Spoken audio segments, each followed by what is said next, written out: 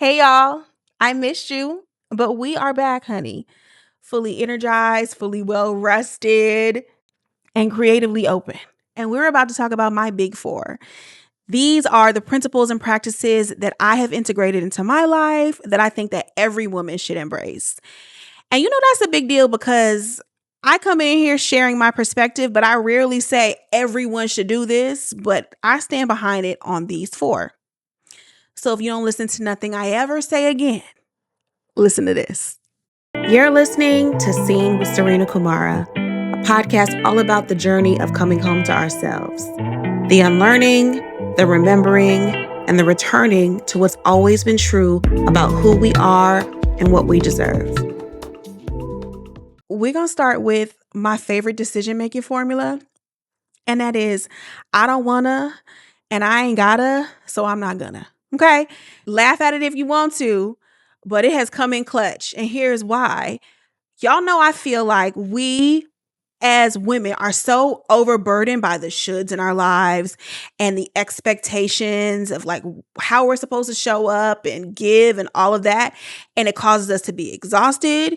It also, I think, keeps us underdeveloped because if you're always moving and doing and scanning for what we're supposed to do next, it can keep us from having a chance to be introspective or reflective, or it can also keep us undernourished. Like, this is the truth that people don't always realize. You haven't been able to take the time to think about what makes you happy and if you're getting what you need because you're doing what you are expected to do. You are always moving. And I think at least a certain percentage of what keeps us always moving could be eliminated if we do this formula.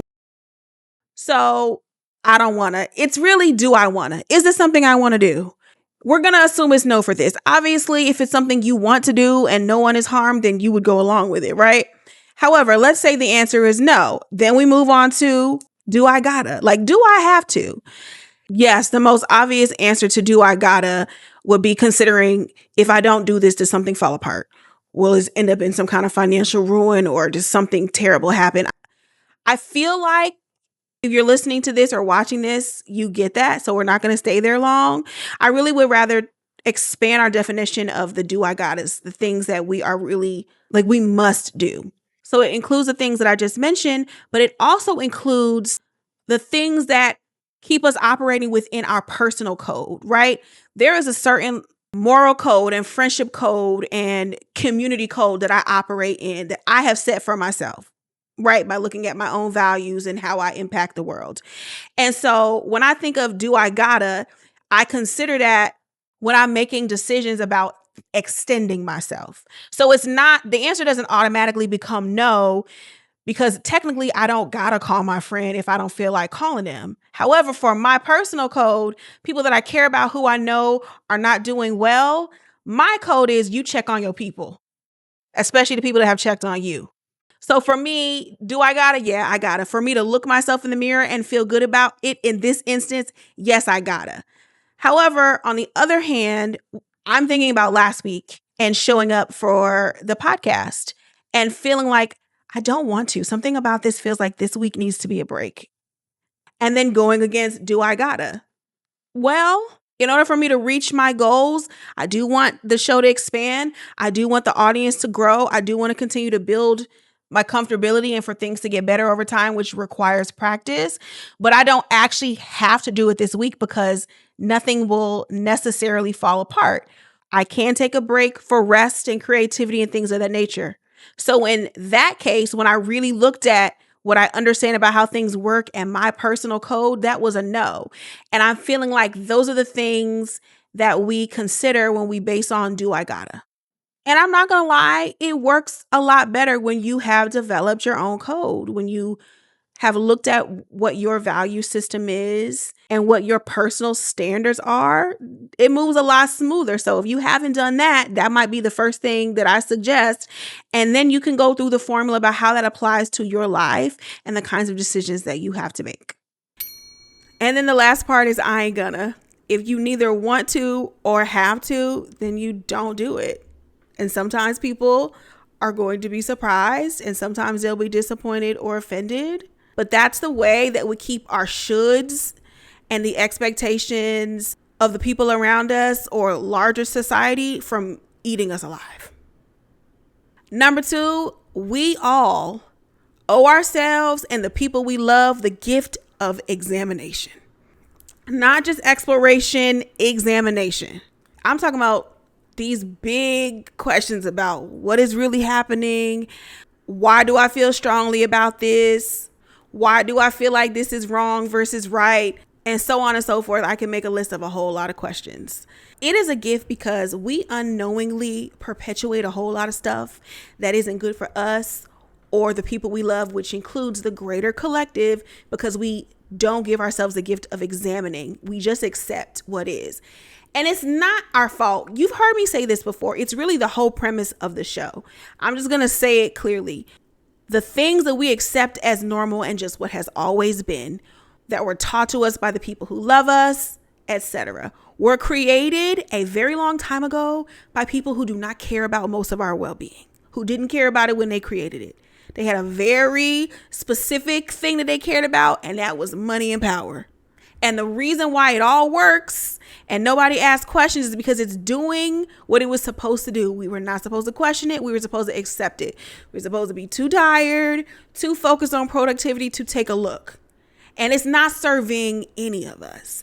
And so there are so many ways that we push that agenda ahead without even knowing it that really does harm to our spirits and unknowingly to other people around us. And so examining, asking questions at any level is always a gift. The number one thing that I always tell people to do is whenever you feel strongly about something and you're not exactly sure why at a root level, start unpacking it. And sometimes that's going to require you going on Google. Like, I feel really strongly about women in bonnets. I don't, but this is the example that always comes to mind. You see some woman in a bonnet, you feel really strongly about why she shouldn't be doing that. Like it impacts you, like it's somehow hurtful to you. And you can go down the list of, well, it just makes you look unkempt. I'm giving an example. Again, I don't feel this way. Well, who determined what's unkempt? Well, it's not classy. Well, who determined what's classy? And who always gets the short end of the stick in that? I know that one makes people uncomfortable because we have these perceptions about class and what looking presentable is. And what I'm saying is that all of those ideas are based on something. And so while it is true that we can't pretend like presenting yourself in certain ways in certain spaces will not cause you judgment, we don't have to be the people to cause that judgment. And taking it one step further, once you do that examination, like I have done, when I say it's better for the greater collective, now that I know why I feel strongly about a bonnet, if I'm out with someone and they're talking about the bonnet, then I can speak a different piece of information. Well, that don't really hurt nobody. And low key, you ever thought about why you feel that way? And then maybe that's one less person who's being all judgmental about said bonnet. That is like how it works. You are kinder to yourself, you are gentler to yourself, and it expands to the greater collective because you gave yourself the gift of examination as to why you felt the way you felt. And beyond, the ones that are about the greater society and all of that, there's also just internal stuff that we should be looking at when we feel stronger. Maybe it has nothing to do with the societal things. Maybe it has to do with childhood. But when you examine, you realize, oh, there's something kind of deep that might need to be addressed because I can see it showing up in my adult life. And that's another one of the gifts that comes from examination. I do want to just make a note regarding sort of the why in terms of unpacking our isms and our antis, because we do need to do that work for everybody involved, right? It is genuinely fascinating. There's going to be some stuff that you read in that exploration that's going to make you upset, for sure. But it is genuinely fascinating. And once you really get to see, oh my God, like everything is part of a bigger system, it will change the way you view everything. And that allows you to enter spaces a lot less judgmental and a lot more open to learning.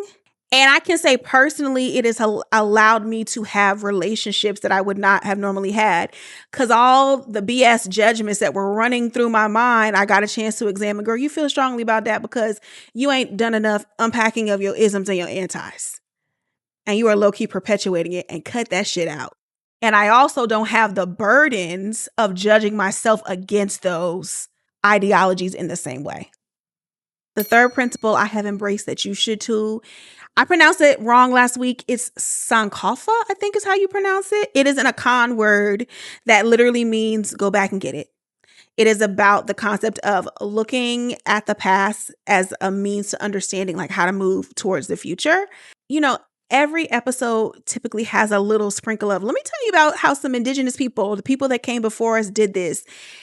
And it is because of the gift that looking back can give us, right? And not as examination like we just talked about, but as genuine exploration. It has given me the gift of understanding on so many levels, right? Because sometimes that looking back is about the collective, and other times it's about lineage, and sometimes it's about your personal history and your story and how you came to be, and maybe where you learned a lesson from a misstep and what you can gain from it now. I absolutely think that it is important to understand the ways that societies that came before us, especially as part of our personal lineages, viewed things and did things, especially because there's been so much that has been hidden and taken and robbed of us, right? That would help you to probably understand yourself and your thinking and what comes naturally to you better. Some cheat codes that will lead to so many aha moments. But there's also the part about understanding where we come from in terms of our bloodlines and our families when we can. I'm just going to say it bluntly as a confidence booster. There has been so much pride that I have gained because I used to lay across my grandmother's bed and we would just talk. We would talk about the time that she grew up in, and I would learn things about her father and her siblings and cousins that existed, right? So yes, ancestors for sure, but also our elders. Sometimes it's a conversation with a parent or a loved one that helps you to understand the mind frame they were in when they made decisions or did things that maybe didn't impact you as greatly. It doesn't excuse it, but I can say in my personal experience, there's been moments of like, oh, the woman in me gets it. The child that experienced it didn't love it, but the woman in me gets it. And because I have parents who are very open to repair and accountability, it has lended in real healing from us. Just because we're having a conversation about what happened, right? Looking at the past. There's also the lessons that we learn of what not to repeat, maybe of other people's decisions, but that's that piece that we look at ourselves, our personal history, and oh yeah, if I want to reach this goal, I should probably not do that thing that made me feel that very similar thing, all those years ago. And I would also say, even if it has nothing to do with our personal lineage or groups that we specifically came from, there's still things to learn about us as a collective that is valuable, that gives us more compassion for ourselves and other people. If I could suggest two things from there, the first would be have a conversation with an elder or someone who knows a lot about the history, just about your family, where you come from.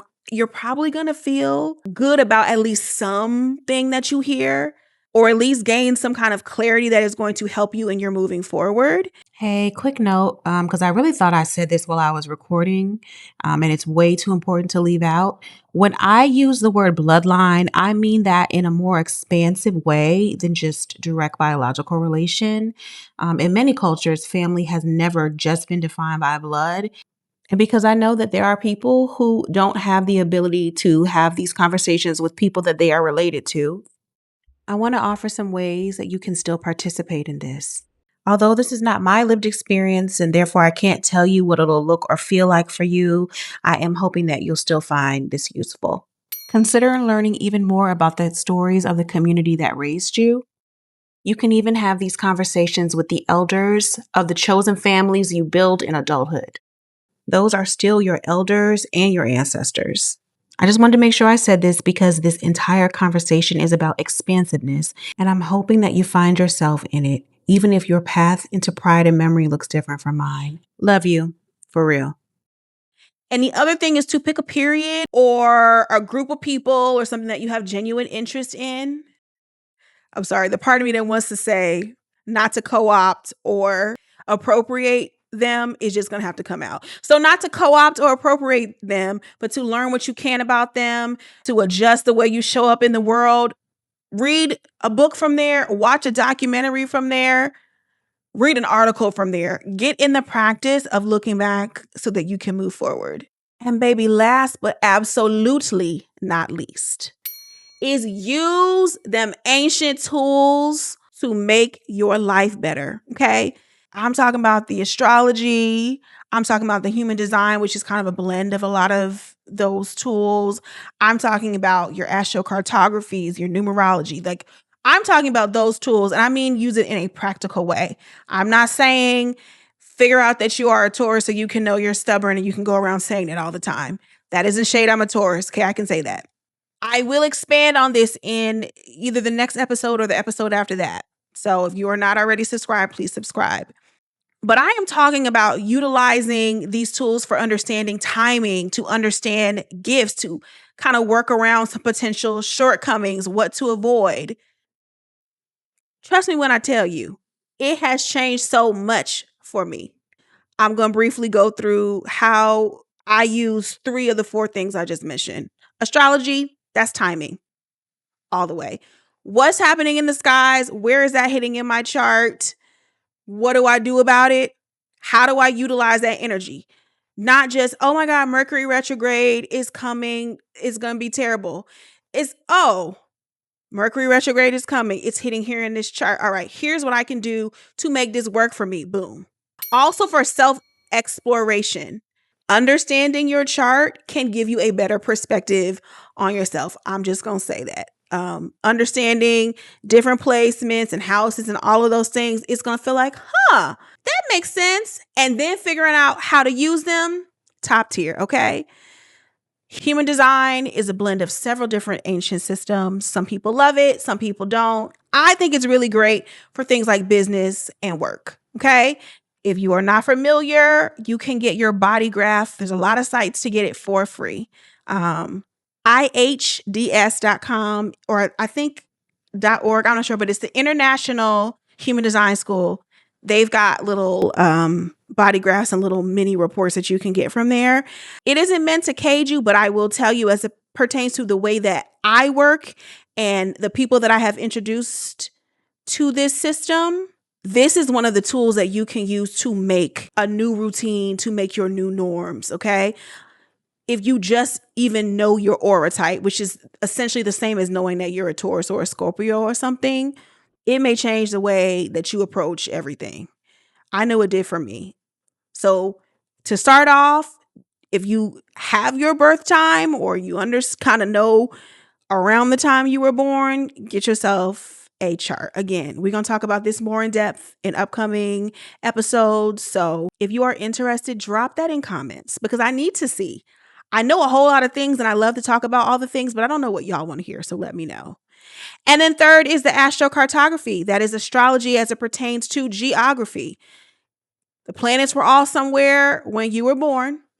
And based on that, there are certain geographical locations that may impact you in certain ways that could impact your life in ways that feel great or ways that don't feel so great. And I will also say that the exploration of these systems also helps us to reframe our ideas of good and bad because duality is so present. Like, there are placements that are not super comfortable, but will transform you in the best way. There are placements that are going to be comfortable, but you got to be careful because you don't want to be Delulu, right? And so I would suggest, I think Astro Deist, D-I-E-S-T, is where you can kind of play with your chart and your lines and kind of learn about those things. But that is also a game changer about how to add a little more ease to your life. You know, I wasn't sold on it, but then I realized that I was living on my Saturn line and my sister was living on her Neptune line. If you're unfamiliar, Saturn is a transformer, but it isn't a walk in the park, right? Whereas Neptune also transforms, but it's a lot more floaty. However, you have to be careful. My sister and I have both transformed in incredible ways, but our experiences have felt completely different. Okay, more on that on the next episode. But those are the 3 systems that I would suggest you pick 1 or 2 and jump into. You don't need all of them. But if something feels like, ooh, that's it, take a peek. It might change something for you. My loves, those were the 4 things that if you don't listen to nothing else I say, you would listen to that. If anything really jumps out to you and resonates, explore. You can ask me a question. You can do a little Google search, expand your knowledge, jump into it. That's what this show is supposed to do. It's called Seen because I want you to feel seen. And I also want you to open up your eyes and see more things because I put something in front of you. Before we move on, if you're enjoying yourself, please like, share, subscribe, honey. Take a minute to send this to a friend who might enjoy it. All right, my loves, you know what time it is? It is time for our affirmation of the week. Coming from Unapologetic Affirmations, 100+ reminders of who you are and all you deserve. You have the power to choose how you spend your time and energy. All right, my loves. I love you. I will see you next week. Bye. Thanks for listening to today's episode. If you're watching on YouTube, subscribe, like, and drop a comment. And if you're listening on Spotify or Apple Podcasts, follow the show, leave a review, and share it with someone you love. You can find me on Instagram at Seen with Serena and at serenakumara.com. Until next time, be wildly, radically, and unapologetically good to yourself. Love you.